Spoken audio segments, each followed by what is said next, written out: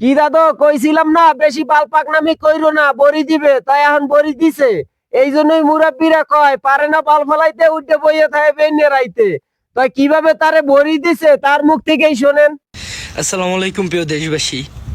Saudi আরবের আল জিনজিরার সাংবাদিক জুলকার নাইম আমাকে গত 2 দিন থেকে হুমকি দিতে আছে, আমাকে গুম করে ফেলাইবো এমন কিছু বলছে। আমি এটা মনে করছি যে হয়তো সে ফোনের মাধ্যমেই এইসব বলে। সো আজকে কিছুক্ষণ আগে আবার উপরে আক্রমণ হয়। সো সে 18 জন লোক পাঠাইছে আবার গুম করার জন্য, আমার গুম করে ফেলাইবো। আজকের মতো আমি বেঁচে গেছি, এটা সত্যি, আজকের মতো আমি বেঁচে গেছি, আবার জীবন এখনো আছে। সো আবার প্রত্যেকটা জায়গায় তার আঘাত করে গেছে। তো আমি একটি কথাই বলতে চাই আপনাদের কাছে, যদি আমার কিছু হয়ে যায়, যদি আমাকে আর খুঁজে না পান, আমাকে আর দেখতে না পান, তাইলে আপনারা ওই আল জিনজিরার সাংবাদিক জুলকার নাইমকে ধরবেন, তাইলে আমার সন্ধান পাবেন।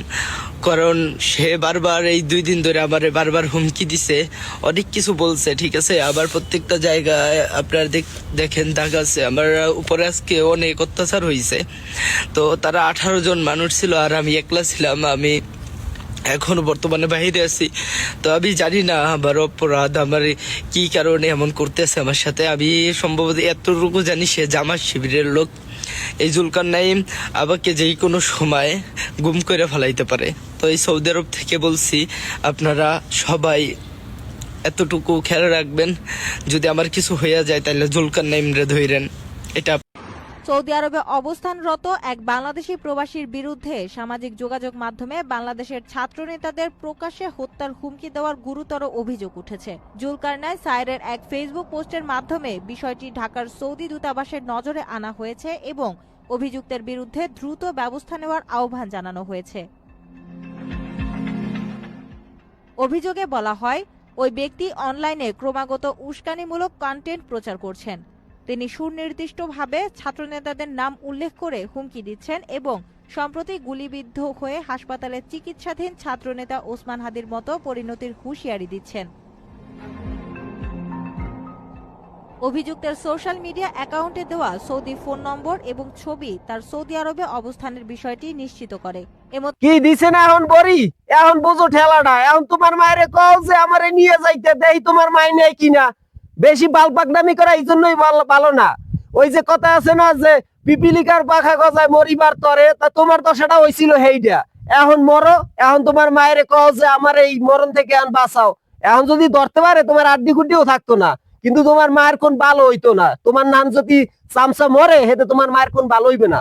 ভাই আমি কোনো রাজনীতি করি না, কোনো আওয়ামী লীগ করি না, কোনো বিএনপি করি না।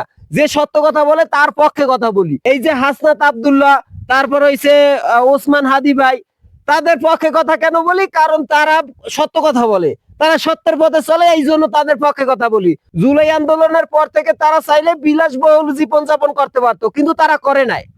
তারা করে নাই কারণ তারা জনগণের চিন্তা করছে। এই ধরনের চিন্তা কয়জনে করছে? জনগণের চিন্তা কয়জনে করছে? কোন এমপিরে করছে? আমারে দেখান। বিএনপির হোক কিংবা আওয়ামী লীগের হোক, কয়জনে করছে? কেউই করে নাই। যার কারণে তাদের পক্ষে কথা বলি। আর এইসব কিছু কিছু চামচার আছে, তাদের বিপক্ষে কথা বলে, রাজাকার কয়, এইটা কয়, ওইটা কয়। তারা রাজাকারি করে কি করছে ভাই? আমারে একটা আপনারা প্রশ্নের উত্তর দেন, রাজাকারি করে কি করছে তারা? তারা কি কেউ টাকা মারিয়ে খাইছে? না কেউ মাথায় বাড়ি দিয়েছে? না কেউ তা লুটপাট করছে? কি করছে? লুটপাট করছে আওয়ামী লীগ সরকার আমলের মানুষেরা। লুটপাট যদি করে, এখন বিএনপি সরকার আমলের মানুষেরা করবে। ঠিক আছে? কারণ আমি কার পক্ষে কথা বলি না ভাই। যারা করবে হেগো বিপক্ষে কথা অবশ্যই বলবো। এতে যদি মরা লাগে মরমু, সমস্যা নাই। ঠিক আছে? এখন আমরা কামলা দিয়ে খাই, প্রবাসে আইছি, আমরা কেন রাজনীতি করবো? কারণ আমরা ইয়ার পরে সমাধান ইয়ান পর্যন্ত করতে পারে না এরা। তাহলে রাজনীতি করবো কার পক্ষে? আমাকে কথা শোনার মতো কেউ দুইটা সময় নাই। বিএনপি হোক বা আওয়ামী লীগ হোক, কেউই শোনার সময় নাই। আমরা কথাটা বলবো কার পক্ষে? কোন আমার কথা একটাই, যে কোরআন দিয়ে দেশ চালাইবো, যে সত্যের পথে থাকবো, তার পথে আমরা। সোজা হিসাব। আমরা এতে বিএনপি বুঝি না, আওয়ামী লীগও বুঝি না, জামাত ইসলাম বুঝি না, জাতীয় পার্টিও বুঝি না, এনসিপিও বুঝি না। যারা সত্যের পথে থাকবে তাকে পক্ষে আমরা। এইটাই হচ্ছে আমার কথা।